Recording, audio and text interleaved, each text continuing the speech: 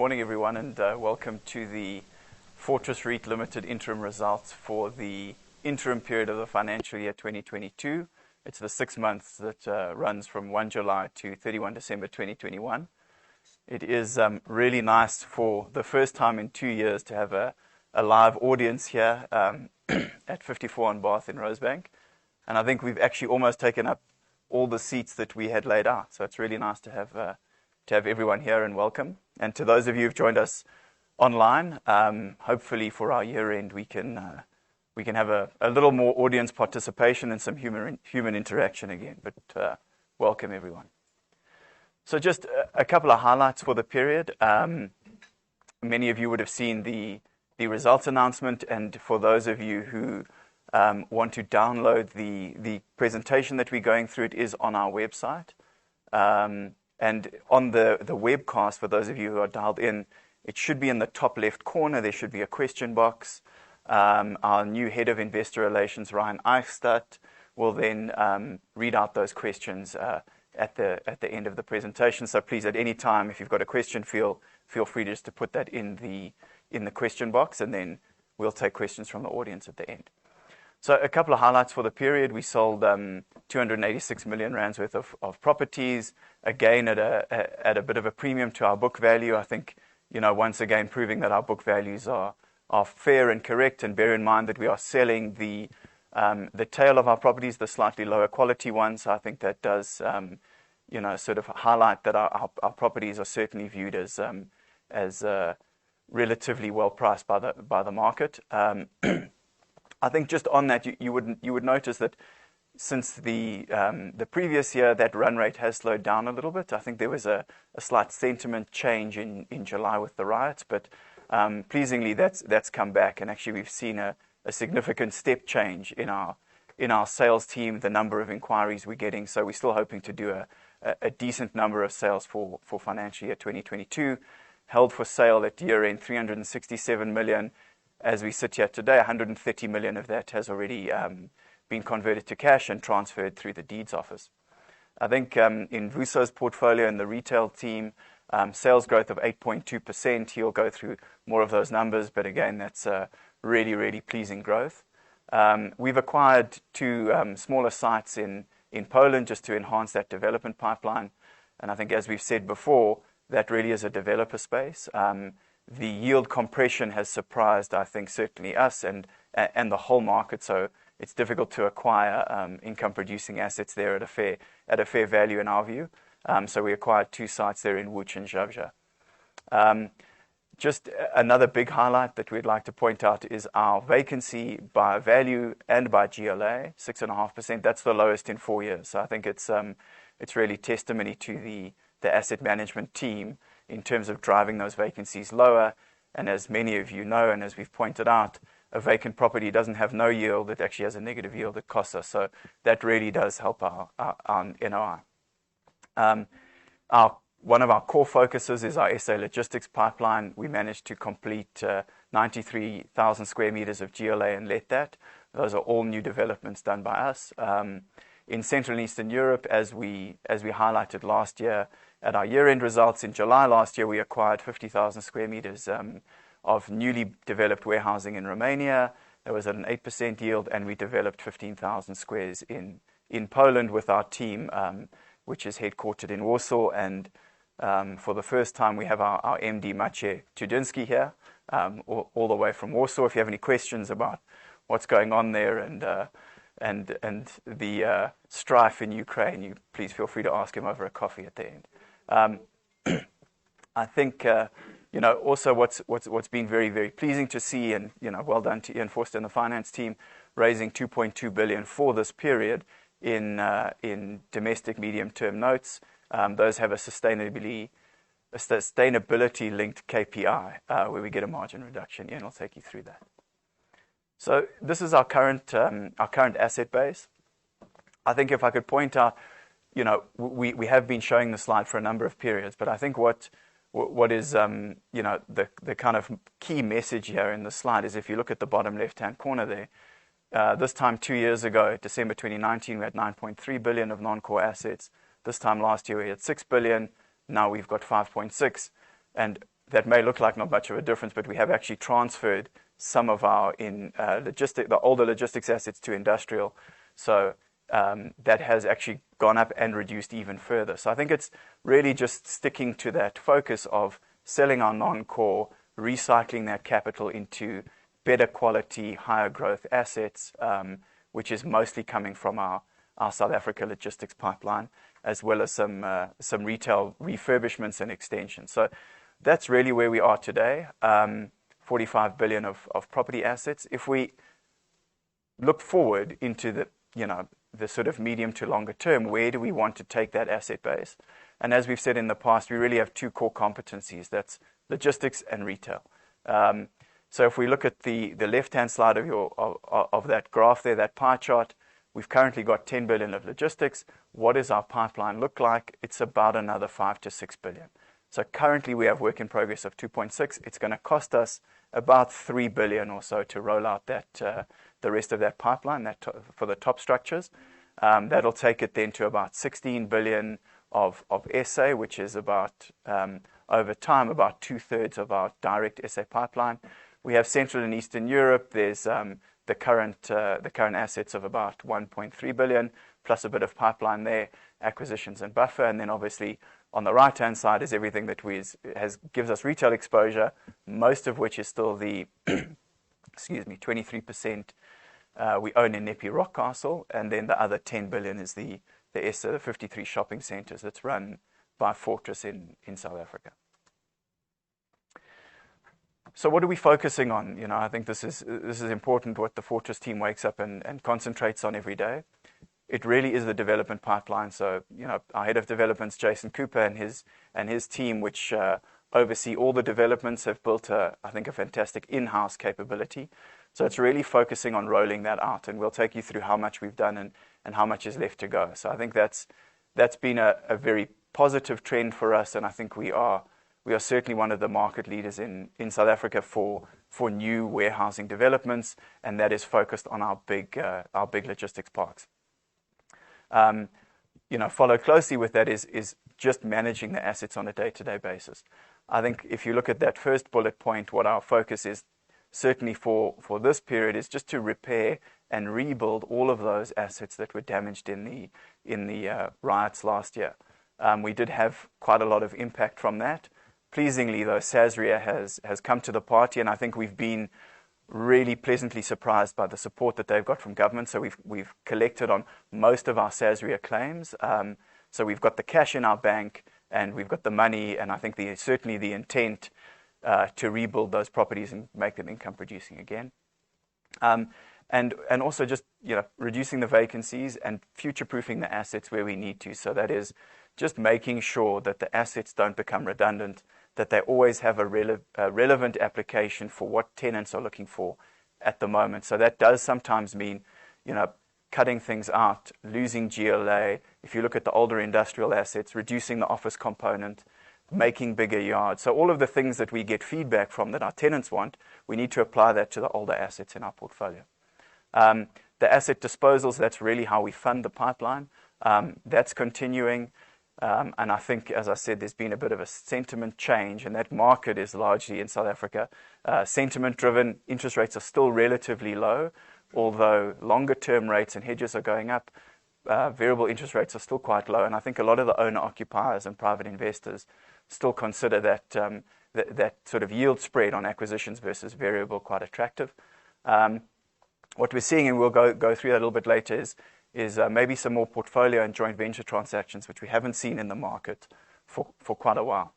Another focus, as you would have seen on the 17th of February, we put a proposed amendment. We issued a circular to shareholders to amend the MOI in order to enable dividends to be paid. We'll touch a bit on that.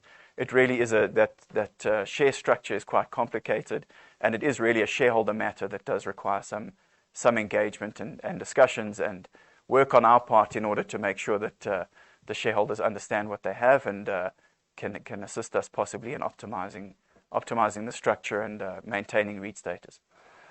As always, we remain opportunistic on acquisitions, indirect, direct, corporate actions if things are favorable and we can find deals that make sense. So just a couple of portfolio stats. As I mentioned, GLA by vacancy and by value, the lowest in 4 years. Weighted in-force escalations, a little bit down. All those arrows are down. 2 are good, 2 are bad. But the weighted in-force escalations have been trending down over time. I mean, many years ago, they were sort of, probably between 8 and 10%. Now, generally, the longer leases, the bigger retail, probably signing around 6, sometimes 6.5, 7. That lease expiry has come down marginally. There is a big retail asset which has a head lease which actually expires in November. So hopefully that will go up this time next year. So those are our vacancies. A really nice trend in the core portfolio and the overall portfolio. I mean, if you look there, the standout is the office, but fortunately for us, it's only sub 4% of our assets. So it really isn't a big driver of the overall portfolio returns. I'm going to hand you over now to our CFO, Ian Forster, who can run you through some of the financial aspects. Thanks. Morning, everyone. Thanks, Steve. Appreciate it.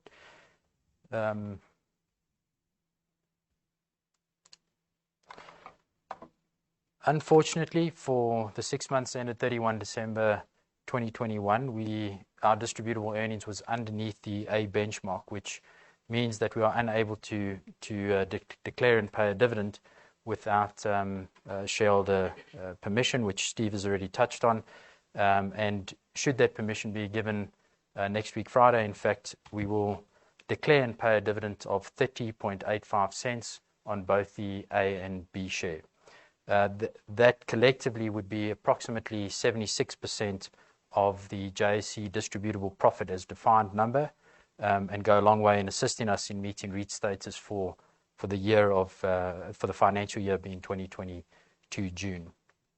We adopted REIT best practice metrics as of 30 June 2021, and what you can see there in our LTV is the alignment of our what we refer to as the economic interest LTV, which is driven by our management accounts, to that of SA REIT best practice, now 38.8% and 38.9% respectively.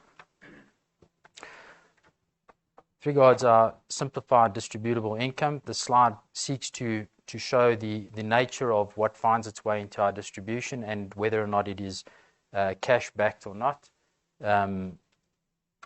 Pleasingly, you can see that the majority of the items, in fact, are now cash backed.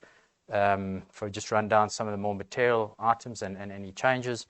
NOI from our properties, that's obviously all rental income less costs, clearly cash. Small change to the dividend that we received from Nepi Rockcastle. We now account for it on a cash basis as opposed to an accrual basis. So that number of 457 with the dividend hedge of circa 73 would give us the 530 million that we received from Nepi. From that, we deduct the interest rate protection, caps and swaps, admin costs, etc., to get to our distribution per Fortress methodology of 830 million rand. It is up on last year, the equivalent period for last year, for 1.2%, but it's important to note that that's not necessarily like for like, as there were some items that found their way into the distribution in the prior period, specifically cross-currency interest that we no longer have. We reconcile that then to SA REIT best practice FFO. Primarily 3 adjustments that we make from our distribution methodology to that of best practice, and that is that 1, we account for dividends received from listed investments on a cash basis as opposed to an accrual basis. 2, we don't distribute capitalized interest, and 3, we don't deduct the IFRS 2 share-based non-cash deduction from our distributable income in informing what finds its way into the dividend. With regards our NAV and the movement between 30 June and 31 December, I'll start with the buyback. We have to make an adjustment for shares repurchased. We ran a program in July and August of last year, where we repurchased 26.9 Fortress A's and 25.4 Fortress B's. So there's a slight adjustment for that. The next three upward movements: development property, pipeline, and listed portfolio. If I start with the listed portfolio, that would be the increase in the NEPI price from June to December. We equity account for the investment, and then measure it against its fair value. So there was a slight uptick in its price, and that results in a movement there. Development pipeline and direct property. What happens between those two is obviously we have got more spend during the 6-month period in the development pipeline, and as we complete buildings, they transfer into direct property. Specifically, three projects in Clarewood were completed in the 6-month period and transferred across to direct property. But then with the additional spend, there's an uptick in the development pipeline. Direct property would have also been affected by the acquisition of Ellie Parks in Romania. All of this would have been debt funded, and that's the big red block that you see on your right under borrowings. The resultant of which is an increase in the net asset value per equity share, which is the combined share position of R12.76. From a liquidity and funding perspective, as mentioned, our LTV 38.8, pretty comfortable at this stage. Obviously, that's at 31 December, and we know what's happened in the market since then. Might be a little bit higher at this stage, given movements in the NEPI price. Steve touched on the new issuances in the sustainably linked bonds that we've done. We issued 900 million Q4 of last year in 3- and 5-year tenors, and a further 1.3 billion earlier this year in 3, 5, and 5.5-year tenors. These sustainably linked bonds do come with a KPI that we've linked specifically to our solar rollout projects or pipeline, and they ratchet down in 1- and 3-year periods, provided we meet the KPIs, which we hope that we will do so. Cash and available facilities at this point, 3.5 billion. We have had some COVID relief granted in the last 6 months. This related specifically to the period of July and August of last year, and mostly in the liquor and restaurant sectors. Not too material, 10.5 million, credits of 7.5 million, and deferrals of 3 million. Pleasingly, the cash collection as a percentage of billings now approximate pre-COVID levels. So there's some normality seen in the debtors book again. From a see-through LTV perspective, if we proportionately account for our investment in NEPI, we would have a see-through LTV of 45.8%. And then just to touch on the relationships with the banks, some of the bankers are in fact in the room today, which is great to see. Relationships are good. We're well within covenant levels. I think at a facility, interest cover ratios are around 2.7%. So very comfortable. I'll come back to that shortly. With regards our variable rate interest and our hedges, so Fortress has a policy that we cover no less than 75% of the book for a period of no less than 4 years. Our drawn position at 31 December, circa 18.5 billion. We make adjustments to that to get to our sort of more permanent economic exposure on which we would hedge, so as to not over or under hedge on a permanent basis, because that obviously comes at a cost if you lock yourself into swaps or if you take out caps, and then you've got the premium that would come with that. So our economic exposure, more permanent basis, sort of 16.9 billion. Covered local swaps and caps of 13, and now with our offshore expansion program, foreign caps and swaps of 500 million, leaving us with a hedge percentage of 79.9%. If we just have a quick look at the profile of that, you can see it's sort of it lends itself to the longer end, which is great for protection of hopefully dividend flows in the longer term, and managing that interest cost. Our combined cost of swaps and caps locally 6.82 and abroad negative 0.26. Our facility expiries. I've made this point before, in a fund that has circa 20 billion rand of available facilities, and that's kind of our level of requirements at this stage. With tenors of between 3 and 5 years, we're always going to have circa 45 billion of maturing debt. No different for the coming 12 months, in fact, the coming 18 months. But as mentioned, relationships with the banks are good, so there's no cause for concern in terms of refinancing risk, etc. And as mentioned as well, we've entered and are quite active in that debt capital market space. So if we have a look at our funding mix, with those two issuances and the work that we've done in that space, we've sort of achieved our targeted split, which is 20% unsecured debt capital markets to 80% secured funding. So what will happen now is from this point onward, if to the extent the funding book increases or decreases, that would just sort of move with that. So we're in the normal sort of refinance process at this stage. And then last to note, our all-in cost of funding locally 6.96. That's at today's date, or the date of this report, and abroad 2.55. Thanks. I'm going to hand over to Vuso to take us through some of our retail properties.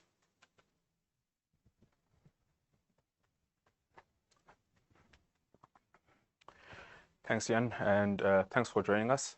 Morning, everyone. So this is Sterkspruit, one of our centers in the Eastern Cape. It's about 2 hours away from Bloemfontein, also close to Lesotho. It's 15,000 squares in size. And so we've done two. There was a first phase, a second phase. We will be doing a third phase. So we'll be increasing it from 15,000 to about 19,000, anchored by ShopRite. And the rest of the tenants include national fashion retailers. So in the extension, we will be adding an additional anchor tenant, food anchor tenant. And then we've also had some interest from other fashion retailers. So if we look at the retail portfolio, we've got 53 buildings. We haven't sold or bought anything in this period. So the portfolio is about with 9.7 billion. We have, however, received offers to purchase 6 of our shopping centers, which are non-core. We hope to conclude those just to strengthen the quality of our portfolio. Our reversions were negative by 3.2% during the period. I think this trend of negative reversions is probably going to be with us for about the next 6 to 12 months, although it's going to be in the low single digits. On the positive side, I think rental negotiations with tenants are starting to improve, and that's on the back of improving sales figures. So I think maybe next year we'll be reporting on positive reversions, at least I hope. As Steve said earlier on, the escalations that we're achieving are around 6%. You can get, sometimes you get 7%, but generally it's around 6%. Our vacancies by value are sitting at 2.7%. If you look at it on a GLA basis, our vacancies are sitting at 3.6%, slightly down, no, 3.7%, slightly down from June last year when we reported, which was 3.8. In terms of GLA, we've got about 20,000 squares of vacant units in our retail portfolio.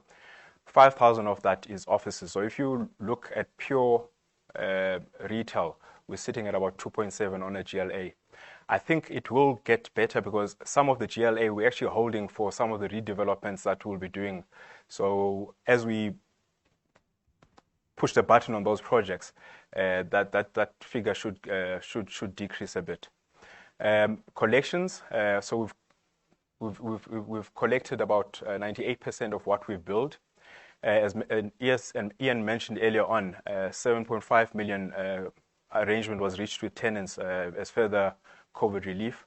Most of that sat in the restaurant and the gambling places of gambling businesses, but also a big portion of that relates to a Bellstar in Cape Town, which is quite heavily reliant on the train station. So the train station has been closed for a while now, so that hurt us quite a bit. So I was reading in the paper, in fact yesterday, they say that they think end of March the station will open, but judging from history, I think we're probably looking closer to June. So hopefully that things will get better. From a trading point of view, on a full year, we're up 8.2% on 2020. The only time that the figures were below the 2020 figures was during the July. You can see it might be small on your graph, but from September we started coming up on that. There has been some improvement. I'll touch a bit on the centers that were affected by the riots. In particular, Everton and Palm Springs, there's been improvements there. So I think that will start growing again. If we use 2019 as the base, our figures on 2021 is 6.5% up on 2019, which just reinforces the fact that we think we are certainly above pre-COVID levels.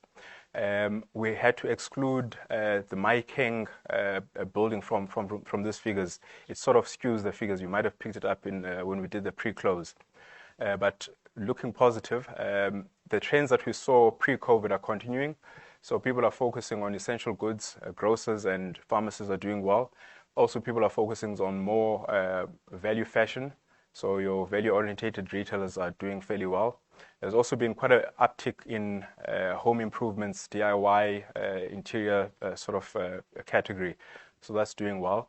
The restaurants obviously rebounded quite well on a low base.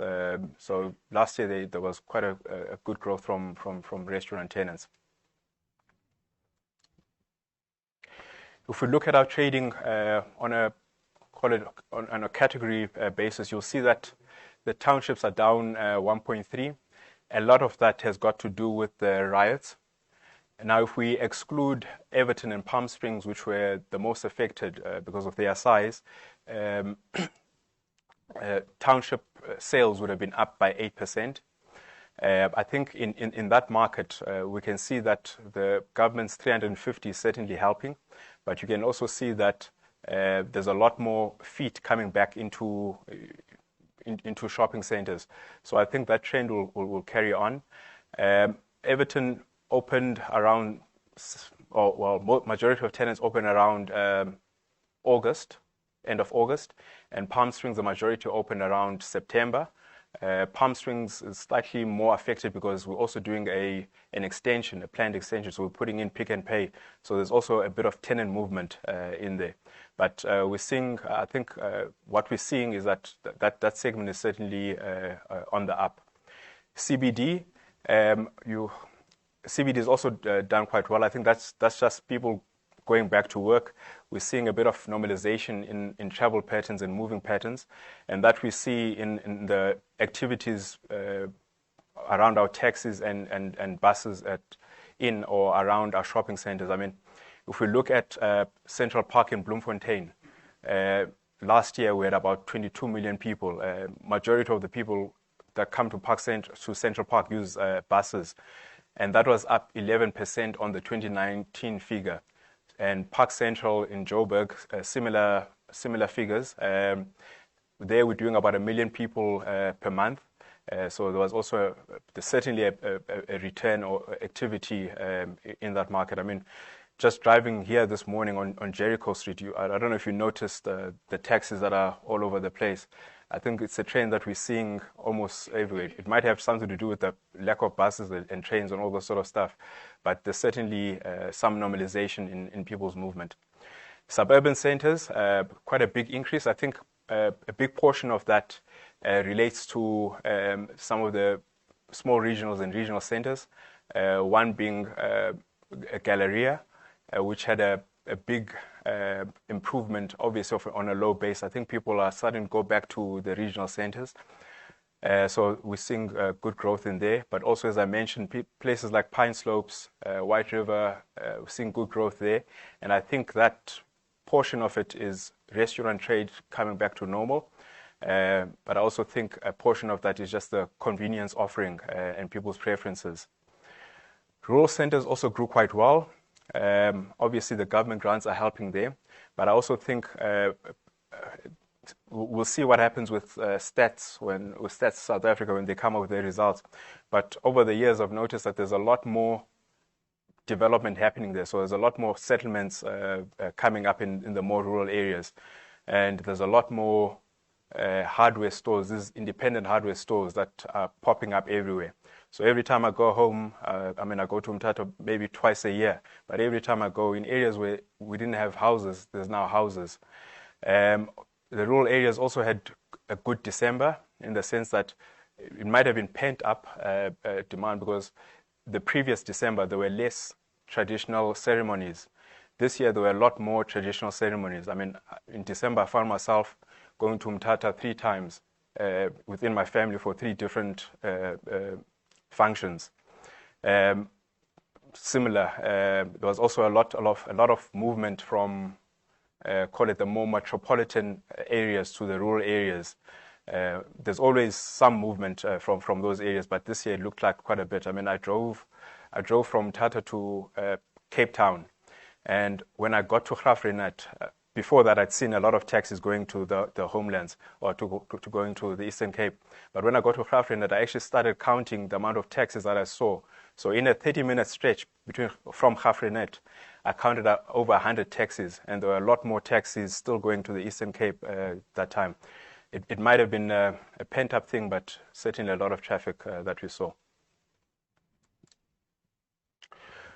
Looking forward, so obviously the priority is to rebuild the centers that were affected in the riots. So the two centers that are still closed is Biela in Empangeni, and then 336 in West Street in Durban. So we think we'll open those by July this year. Construction is going well, so yeah, that's what we're expecting there. And in terms of the existing portfolio, Steve mentioned that we are looking at doing redevelopments and some extensions. So Maikeng, I mentioned it before, but we've now pushed the button on that, so we'll be introducing ShopRite and Clicks to that center. Moroni, which is in Burgersfort, will be relocating Choppies. Choppies is the anchor tenant there, but we'll be bringing in ShopRite. So that, again, we'll probably open that early next year. Fred Plaza, so we'll be extending Fred Plaza from about 8,000 squares to about 15,000 squares, bringing ShopRite as an additional anchor tenant. Already have got quite a lot of interest from a lot of fashion retailers, so that's going to be a nice one. Palm Springs, we in the ground now. We're a little bit delayed by the riots and some community issues. We're expected to open that just after Easter. We'll now open that around July of this year. This center here is Botlokwa. If you've driven between Polokwane and Makhado, it's a center that sits just next to the highway. It's about 8,000 squares in size, anchored by Boxer, trading very well. Its catchment has got a very deep rural catchment, quite a bit of agriculture going around there. So we are going to be extending this, or we're planning to extend the center also. It's not one of the ones I mentioned. If you look at the far left, there's a piece of land that will be adding an additional, call it 7,000 there. Again, ShopRite will be the anchor tenant, and we've also got other fashion retailers that will be joining us. I'll now hand over to Steve. Yeah, thanks, Vuso. Thanks very much. One of our better logistics projects that's taken a long time, Clearwood. I think it has been, a relatively expensive project with all the soil conditions, but as you see it now, it's really starting to come out the ground, and tenants are getting very interested in it. I think, we did the first one, Samar, then African Sugar Logistics, Supergroup Consumer Division is now taken that box, about 14,000 squares. We are busy developing another roughly 30,000 squares. Got some good interest from some national tenants. If you look coming up, you'll see the container terminal, which I think is quite a nice addition, and it actually does start to assist a lot of the tenants in the park. If you look at the shape of that piece, it was also rather difficult to utilize, but we've managed to lease out every square meter. These are some of the MIDI units that we did in what we call Pocket 7. That's the 30,000 that's underway at the moment. We're hoping to have that lease concluded before the completion date. So I think this park has really been fantastic. Estimated at completion 300,000 square meters of GLA, right in the heart of the Durban South Basin, and there really is nothing else like it available in that node. So if we look at our logistics portfolio, it is as we stand our largest portfolio, the South African logistics at 10 billion, 1.2 million square meters. If you look at that building valuation, I'll ask you just to hold that in your head because we'll touch on it a bit later, 8,100 Rand. You know, what we have seen with building price inflation, especially in steel, I mean, it's been marked over the last 12 to 18 months, is that all of the buildings that we've done are now significantly below current replacement cost. So I think that, you know, that means that I think the rentals that we're offering on the new buildings are hopefully below where other developers are probably pitching current buildings. So I think the fact that we didn't take our foot off the gas on the rollout of the pipeline in COVID, we didn't panic. We completed a lot of buildings. Those would have cost us significantly more had we waited. So I think we've made the right call there. Also, that block in the middle, reversions, I know everybody gets very excited about it, but that's 4.8%, but only on 7.6% of the GLA of the portfolio. And as we've said, for an interim period, the sample size is small. So, you know, just be careful if you're going to extrapolate that. But I think, you know, we are seeing some dare I say it, some sort of green shoots in the reversions. The vacancy is low. Our like-for-like growth of 3.4%. So this portfolio is starting to look a lot more positive. The development update. You know, I think what's intriguing there is if you look in that GLA column, you know, down currently under construction 283,000 square meters. That's all of it. We don't own all of it, but you know, I think it really does paint a picture of our intent to keep going with the construction, to roll these boxes out. You know, as the first or second box in a logistics park gets built, suddenly the tenant interest starts to really come to that park. No one believes you're going to do anything if you just start to show them pictures and leaflets and brochures. They always wait for the first building to get built. The yields there, most of them at Clearwood, slightly lower because of the slightly higher construction cost. And Pick and Pay 7%, as we've reported before. There is some economic benefit in that for us because they will be buying 60% on completion, and then the two at the bottom there, Stargard and Bidgosh, 8% in euros, 6.8% in euros. So you'll see all of that is predicted actually to finish after our financial year end, but sort of most of it this side of the end of calendar year 2022. So this is just the overview of what we've got in our pipeline. So currently that 2.6 asset value is both land and work in progress. We added Loladia in there even though it's finished, because a few years ago we said, look, under our control we've got a pipeline of just over 1 million square meters, which was quite a daunting task at the time. You know, when we looked at the market and how much we would have to, what percentage of the market we would need to deliver, and it was quite scary. But I think, you know, we've managed to get it done. So we've completed 389,000 squares, which gives us 620,000 squares to do. And of that, it's about 250,000 squares currently on the go, which leaves us, if you look at the bottom right, 360,000 remaining. So, you know, we said a few years ago, we really need to convert the land to income-producing assets and chew through that development pipeline. And we're getting there. We only have a third left. So I think in the next couple of years, we should hopefully have converted all of that to income-producing, absolutely top-quality assets. So again, our focus just continue with the pipeline. Something that we've done, which I think has been not unique in the market, but perhaps a little bit different, is these joint ventures with tenants, which we really like. I think it gives us more, it enhances our initial yield, so it makes it more profitable. We need less capital to do that, and also I think it lowers the risk when we've got the tenant owning a share in the building in which they occupy. So I think that's certainly been a huge plus for us, and it's a very easy partnership to manage. Our two biggest ones, Eastport and Clearwood, is going to be a big focus. Just to touch on briefly the office portfolio, I think the highlight there is it's very small for us, only 1.7 billion.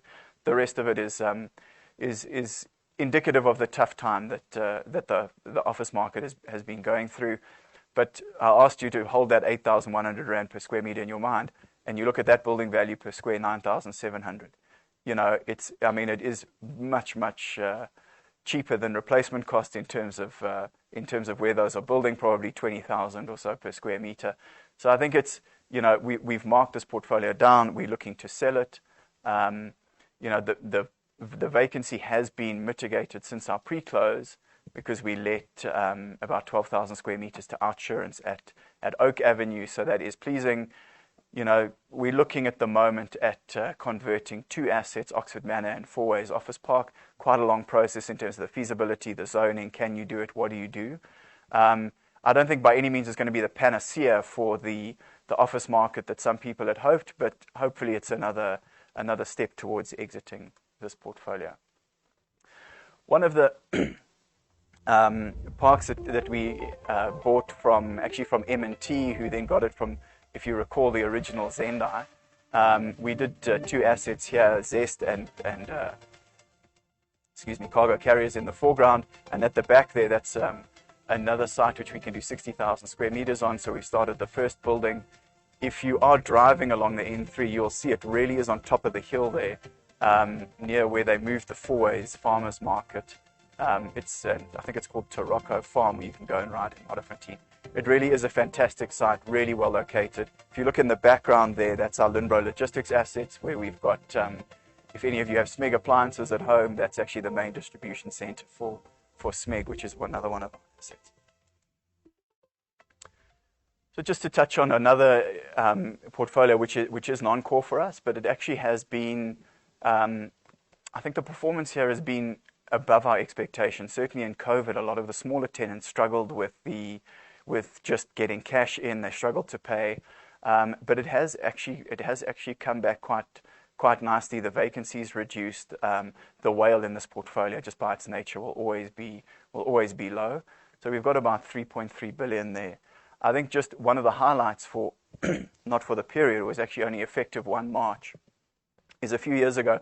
I think actually this time 2 years ago, we announced that we had done 2 projects with InnoSpace, which is a really innovative concept, not that dissimilar to Sirius from Europe, if any of you follow that. Really taking old industrial space, making it funky, giving it relevance, cutting it up, and really, I think, catering for the tenant demand in terms of closer to the CBDs, smaller units with an office.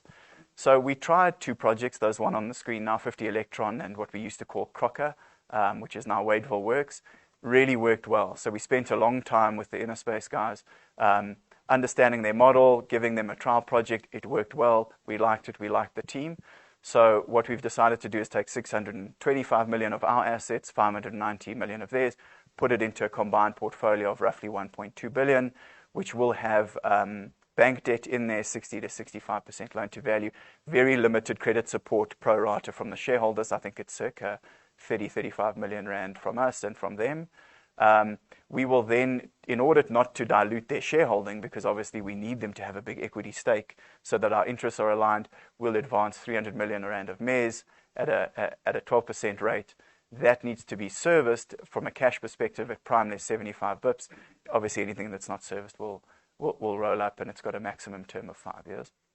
I think, this is exciting for us. It's really an entrepreneurial team that have a massive equity stake in the business and have built it up. So I think it's a model that we've been considering doing, but for us to do that internally is just not how we programmed. I think it's way too management intensive. And they've got the systems and the experience in that space. So I think it's something that, in time we would look to add assets into, perhaps introduce third-party capital. It's not something that we want to own forever. It really is a mechanism that we're looking at to exit some of our industrial assets and exit it profitably. So that's just some of the points that we mentioned.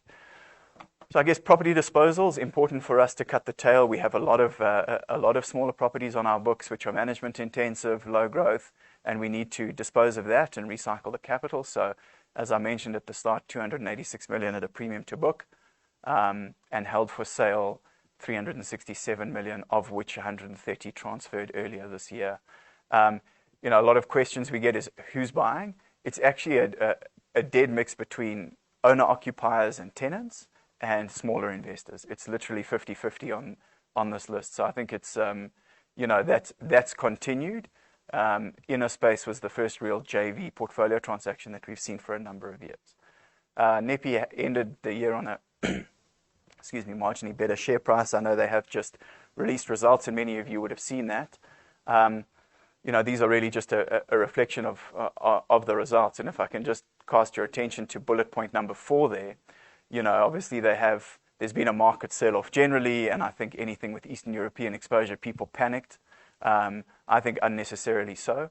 But if you look at approximately a 20% discount to NAV, and you apply that discount on the income-producing portfolio, you're getting roughly a 7.7% yield on what I would consider probably the best by quality Central and Eastern European retail portfolio there is. So you've got a lot of scale, a very prudent balance sheet at a fantastic price, and our stake is large, and I think it's very strategic for us. So that one we are currently very comfortable with. One of our smaller developments in Bydgoszcz, which is in central Poland, just northwest of Warsaw, quite a good node. Panettone's there, Carrefour are there. So we purchased this in December 2020. We've just started another smaller development. There you'll see our branding, which looks fantastic, even better than I think the South African one. So this is just exactly what we do here. It's what the market wants. It's a low office component. They don't have a lot of B-grade industrial there, so a lot of they don't have the option of refurbing old stock or moving to old stock. They need the new stock. So we've started a development there, which is, it says 7,700 on this, what we call hall. And we've let just over 2,000 of that to an online clothing retailer called Volcano, which just indicated to us that there is demand for slightly smaller units there, and so we decided to do that. And we've got just over 20,000 squares that we can do on that site, just on the left. So, it's a relatively small portfolio, as I mentioned. We acquired it at very competitive prices in the middle of COVID. The yields in that market have compressed dramatically. I think we acquired the Romanian asset at 8%. I think we're seeing market evidence sub-7 there. So it really has just this wall of capital chasing it, which I think probably crowded out investors like us who sort of care more about returns, and led us down into a slightly more developer-focused model. So we do have a team in Warsaw under Maciej Chudyński, who's here today.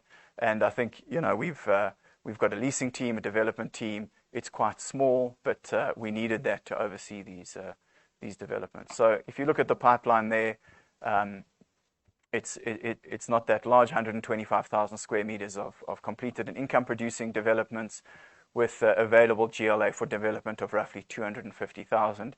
And as I mentioned, one very small asset under completion, which has 2,000 square meters let to an online retailer. This is the one that we announced in July. We did buy it with a bit of an earnout. It was brand new, and they hadn't let all of it. I think really, again, evidence of the demand for warehousing in that market. It took them, I think, about 6 to 8 weeks to lease up the space. We gave them till December. They were done kind of end of August.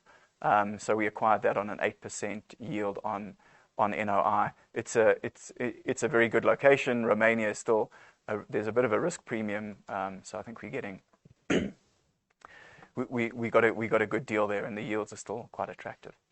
So just to touch on briefly some of the environmental, social, and governance aspects. As we said at year end, we did have that fire stemming from the riots in Cornubia in north of Durban. UPL was the tenant. They stored pesticides. Currently, UPL have done, I think, a good job in terms of cleaning up. They've spent an absolute fortune. They are working with the department. We just there really hoping to get the demolition permit finalized, get the warehouse taken down, and start to rebuild. If you recall, that warehouse actually had 2 tenants in it, UPL and Retailability, who bought Edgar's. Retailability are now looking to go onto the site next door, which is between Macro and the burnt warehouse, and they need a slightly bigger warehouse, so that'll be 13,000 square meters, which I think is just, it gets the positivity going back into Cornubia, and I think, again, just proves that the location is really good. Just in terms of renewables, I think that solar rollout, as Ian mentioned, that's one of the KPIs linked to our sustainability-linked bonds. It's just an imperative. I know we're sitting here in the midst of stage 4, stage 2, nobody knows, but just not enough power. So we are trialing some battery storage systems, which also look like they are going to start being more important. And I think, certainly just from a tenant perspective, in terms of offering them some sort of backup power while there is load shedding and not relying solely on generators, which are expensive and consume a lot of diesel and probably not ideal for the environment. Something that we're doing, which is at the bottom of that slide, which I think is quite important, is just adding these smart meters across the portfolio. It is taking a long time, but what we realized was, as opposed to just focusing on the generation of the power to the tenant, let's also focus on their consumption. That's controlled by us. And with these smart meters, we can actually, indicate to them how to lower the consumption, how, the phases are working. I mean, I've learned a little bit about electricity that I had no idea existed before. But I think that, smart meters for water, smart meters for electricity is really just lowering the tenant's consumption and adding value to them. On the social side, our B level is level 4. We do quite a lot in and around the communities in which we operate. So we like to support our ecosystems. That's Food and Trees for Africa. Enterprise and supplier development programs here in Gauteng. We've got big exposure, as well as KZN. And then obviously keeping with what we've always been a big proponent of in the past, which is our skills and education initiatives, a lot of bursaries with SAPOA, with anchor stockbrokers, and with other students and schools. Just briefly on the governance side, just some changes which you would have seen announced, but just to recap, Jan Potgieter is now our lead independent director. I'm putting words in his mouth, but hopefully he has some more time since he stepped down as CEO of Italtal at the end of last year. Bram Goossens, who was the previous CFO of Equitas, is now chair of our remuneration committee, and Ina Lopian has stepped down off the remuneration committee just due to the workload. Industry challenges, as we mentioned a few times, construction cost increases, which is just by far the biggest one there is steel. Hopefully, though, that does start to bring the asking rentals up. The problems with councils are no secret: delays in plans, rising municipal rates, and less delivery. So I think that's something which we are fighting on a number of fronts, both directly and through industry bodies such as SAPOA. I think it's an ongoing challenge for landlords, and it's really a difficult one, and we need to work side by side with the local municipalities as well as I think national government. JSE and tax consequences, which I think we'll touch on now. So we have, as I mentioned, sent a proposal to shareholders. We are below the Fortress A benchmark for this interim period, which means the board is not authorized to pay any dividends to either shareholder. So, shareholders are not due anything, but we would like to amend that MOI for this period in order for us to pay a dividend, which the board would then be able to propose 30.85 cents to both share classes. So in other words, if you hold a Fortress A or a Fortress B and the MI amendment is passed, you will get 30.85 cents. If the MI amendment is not passed, then no shareholders will get anything. That vote is next week, Friday, on the 18th of March. There is a general meeting, so you do still have time to vote. Obviously, if we are able to pay out the dividend, it will then greatly assist us in meeting the REIT requirements, which require us on an annual basis to pay out 75% of our total distributable profit. In our MOI, it's hard-coded that there is a first period and a second period, so we won't be able to pay out enough in the second period without paying out some of it from the first period. So we would certainly as management and the Fortress board like the shareholders to support the payment of a dividend, and we think it's beneficial for the company as well as for shareholders who would get money in their bank accounts. In terms of the prospects, we did release a trading update not so long ago. Our distributable earnings are marginally below where we forecast, largely as a result of two items, which is the NEPI dividend was lower for this period due to a provision that they took on a legal case, which they lost. Well, it lost it in arbitration, as well as a slightly higher interest funding cost due to the interest rate rise in January. As we mentioned, we are below the FFA benchmark for the first half, and we forecast for the full year to be below that benchmark again come year end on the 30th of June. There are assumptions, and we draw your attention to that in the SENS released on the 10th of March. Excuse me. Just portfolio statistics. Nothing really that we haven't gone through in the slides. Just if I can draw your attention to two things. Reversions, we've just added percentage of portfolio subject to reversion, which is by GLA. So you can get a sense of, where there is a negative, positive number, okay, how much is that? How big is it? How material? As well as at the bottom, tenant retention rates, which is also weighted by GLA by portfolio. So hopefully that gives you useful information. If there are other stats that you would like us to start compiling for year end, please let our head of investor relations, Ryan Eichstadt, know. Okay, Q&A.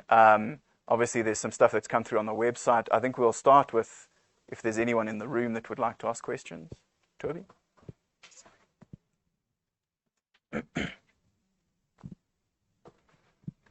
Is it working? Thanks.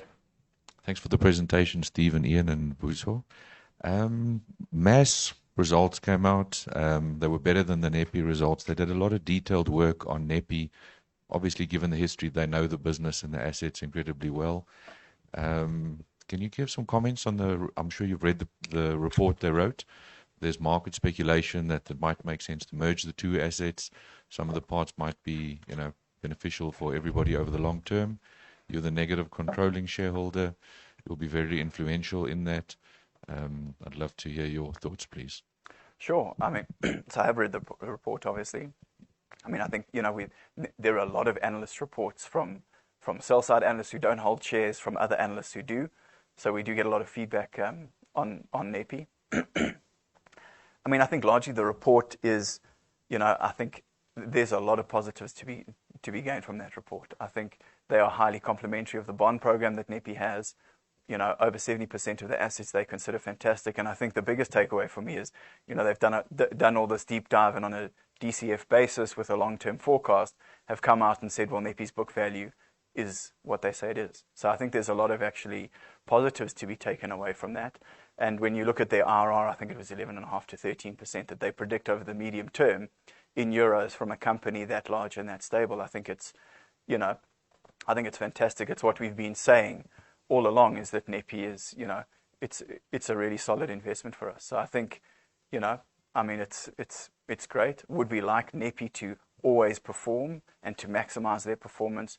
Absolutely. And if there are other people with other great ideas, being MAS as a shareholder, other shareholders, other market participants, I think we'd always be open for that. We need NEPI to work in order to grow Fortress.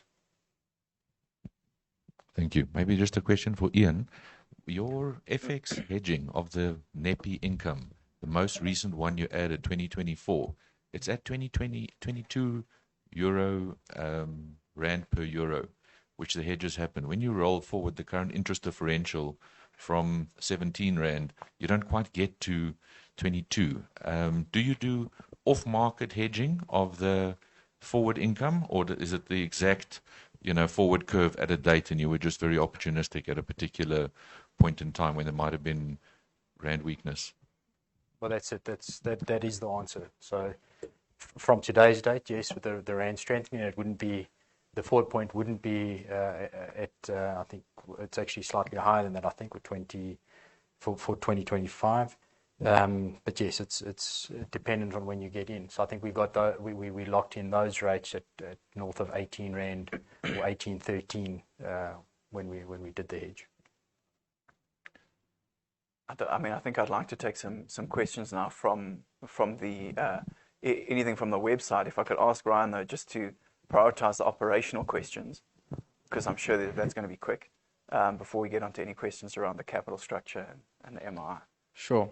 The South African logistics market has had a muted market growth in the last few years and probably will remain so given the difficult SA macroeconomic environment. Are you not concerned about allocating more capital to the SA logistics pipeline? So, I think if I could answer that in the way that we have in the past, where we have logistics parks, we have, in terms of capital allocation, you've got the choice. You can sell the land or you can develop on it. Now, selling the land is, at the current book value, would obviously, you would sell it to whom? To an owner-occupier, to a competing developer, and I think it would lead to a devaluation of the park as a whole. So although it's not probably 100% correct to look at the land cost as a sunk cost, I think it's probably not correct either to assume that we could sell those subdivide and sell those pockets within Fortress Clearwood Logistics Park or Fortress Eastport Logistics Park and get book value without destroying the value of the assets that we currently hold and of the whole. So I think it's nice on a spreadsheet. It's nice in theory. I think the practical reality falls a bit short. So we do look at, well, what's our yield on incremental capex? That's north of 10%. So I think we view it as a good allocation of capital. And as I mentioned, we are glad that we continue to do that, certainly in COVID times, because now we have really great portfolio of new assets which are radically below current replacement cost. The rentals may also be slightly below current market asking rentals. So I think there will hopefully in time, if this continues, we'll start to see an end to the negative reversions. When will Fortress seek to exit or realize value from its industrial property vehicle? Will this likely be through a sale or separate listing? I'm assuming that relates to InnerSpace. Yeah, so it's now the 11th, so we've had the InnerSpace deal effective for 10 days. So unlike private equity, we aren't looking to the door before we've actually looked to get in and have a board meeting. So in time, it has been designed like that, but I think there's a way to go before we actually look to exit. And then just a question around, are there any additional plans for green or sustainability funding going forward? Additional? Yes, we continue in that space. In fact, it's made its way into our secured funding pools as well. So I think there certainly is liquidity in that space, and it will continue. So the answer is yes. Just looking at Poland, would you consider any residential developments in Poland or only industrial? Only industrial. And then just a question on the local office. Are there any large buyers? Are they private? If there are, I think, please just do let us know who's in the office market. Our sales team has been scouring for the large office portfolio buyers for a while. At the moment, it's smaller investors, owner-occupiers, and quite a few conversion opportunities, which I think, as I said, are, where they actually make practical sense on a feasibility, few and far between. Outside of that, I think, perhaps sectionalizing and selling, as we have done in the past, where you're making a building, maybe it's 8,000 square meters in a park with 4 buildings, and you want to make one 2,000 where, an owner-occupier could potentially come in or a small investor could buy that. I think you need to break it down because I think those investors are probably smaller rather than the large portfolio investors. And just a follow-up question around logistics. You did mention sort of the focus to develop land already owned. What is the strategy of acquiring additional land? So I think we wouldn't be close to it, but provided the price makes sense. So I explained our yield on incremental capex where we've bought the land. I think to acquire new land parcels, we would probably need the land at a significant discount in order to make sure that we, are allocating capital in a smart manner. So it's certainly not a no, and definitely if there was land adjacent to our park and we could see some value in expanding an existing park, I think we would certainly be open to that.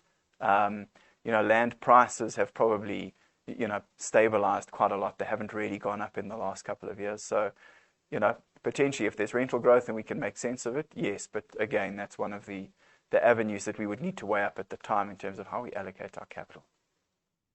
And then just a few questions around NEPI. I'll just group them. Just your thoughts, views, and implications of potentially unbundling NEPI, given that it's separately listed, and then focusing on the SA assets, which you know very well. So unbundling NEPI, I think, is not really a practical reality for us with the current share structure. As it works now in terms of the MOI, it would be pari passu. So let's just say we've got it would be 15 billion, roughly 7.5 billion to the A, 7.5 billion to the Bs. It wouldn't really work. Shareholders would need to vote on it, I think.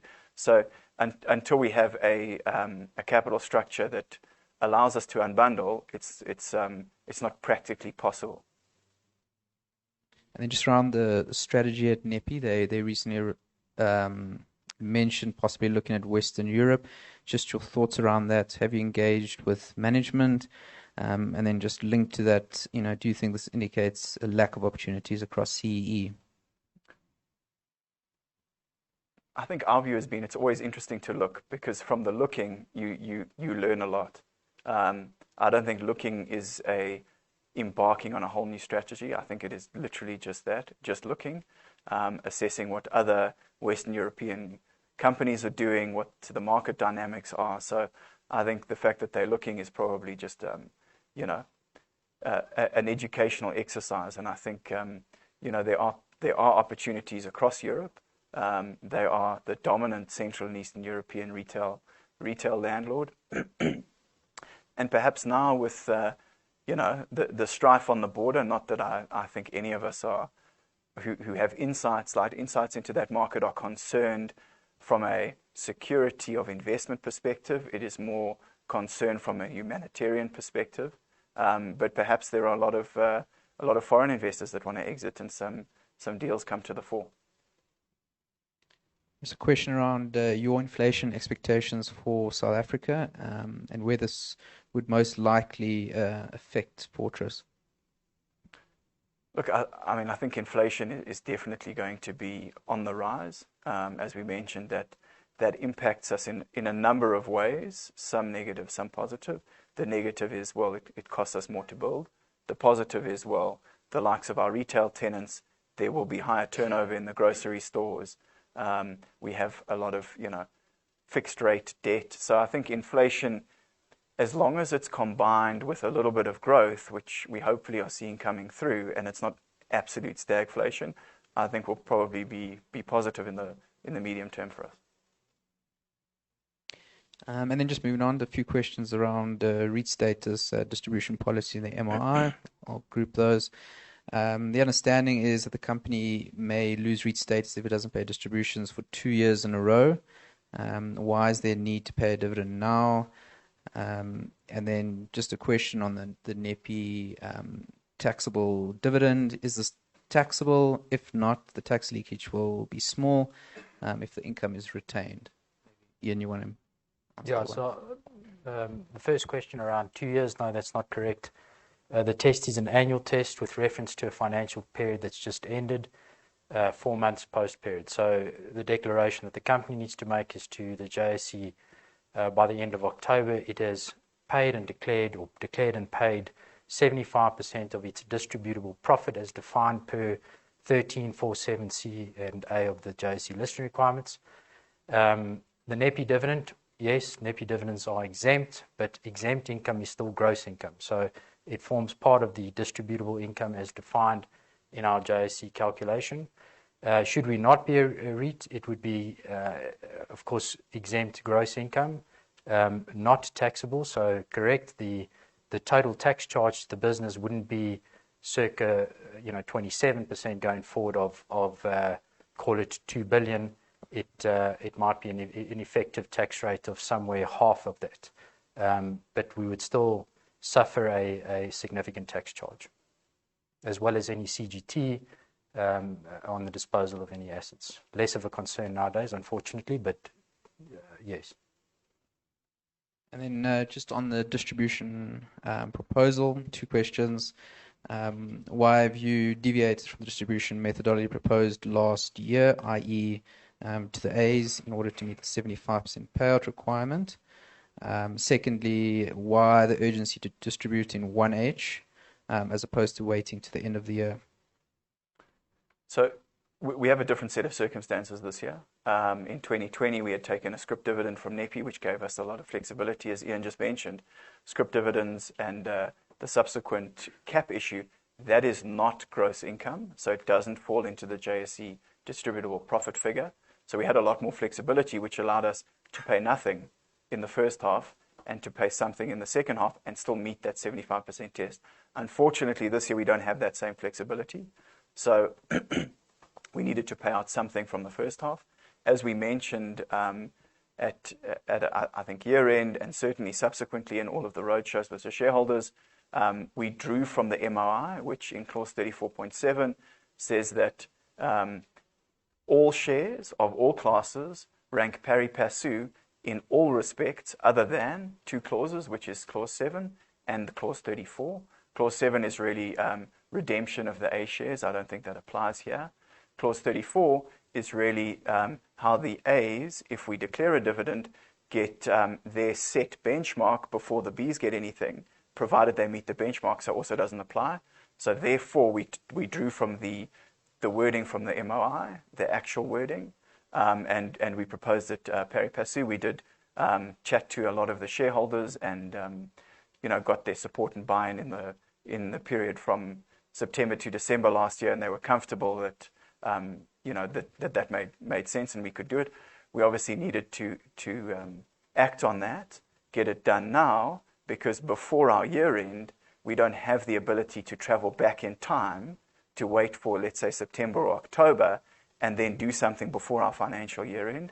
So we thought it was certainly a low-risk strategy to have the vote done now and then enable us to at least pay out 75% of our first half, which would be half of the required minimum distribution requirement to maintain REIT status. And then just relevant to that, what are the implications of proposed MOI changes being voted down? And then just following up from that, why would you not look to buy back A shares using retained income, which will benefit both A and B shareholders? So just on the buyback, I mean, we did obviously do that last year. Relatively thin volume. I think we bought back, what was the quantum? A couple of 100 million on that A's, 25, 26 million A's. Yeah, 26. Yeah. It's quite difficult to buy it back in significant volume, both A's and B's. Sorry, Ryan, just the first quick. The implications of the MOI getting voted down, the changes. No dividends for anyone. For this income For the period. 6 month For the period. 6 months, yeah, we wouldn't be able to pay a dividend. So if it goes through, everyone will get a dividend. If not, no one will get any dividend. Just your view and considerations for against capital restructure. It's quite a broad question. That is a broad question. We've said consistently for the last 2.5 years, the capital structure is suboptimal, but it really is a shareholder matter. If shareholders elect to retain it, and that's certainly the feedback that we've got from, not from all the shareholders, but bear in mind we have about 7,000. So we haven't got that from all 7,000, but from the larger shareholders, we've got feedback that they, certainly at the end of last year, were comfortable with the capital structure and wanted no changes made. So that's where we are. So we try and manage it and propose these patches to maintain REIT status, which we still think is in the best interest probably of the company and of the shareholders. I think that's been our consistent view. But in the absence of shareholders, really being willing and wanting change, well, that's their prerogative. It's not up to us. We don't have those votes. And then just a reminder to the participants just to submit questions in the top left-hand box. It's the last one I have, and we can just move to the room after that. Just a question again on the MOI amendment. Did you engage with shareholders prior, just to get a sense whether it would be passed? We did, yes. We engage with all of the larger shareholders who saw us on the roadshow quite actively between September and December last year. No further questions from the webcast. I don't know if you want to open up to the room once more. Sure. Nothing. Great. Well, we're here afterwards. If anyone wants to chat to us or ask Mr. Chujinski about, what's happening on the eastern side of his home country, please feel free. We'll hang around for a while. There's like way too many snacks, so we do need some assistance in eating those. Feel free to put them in your pocket and take them away. But thanks, everyone. It was good to see you.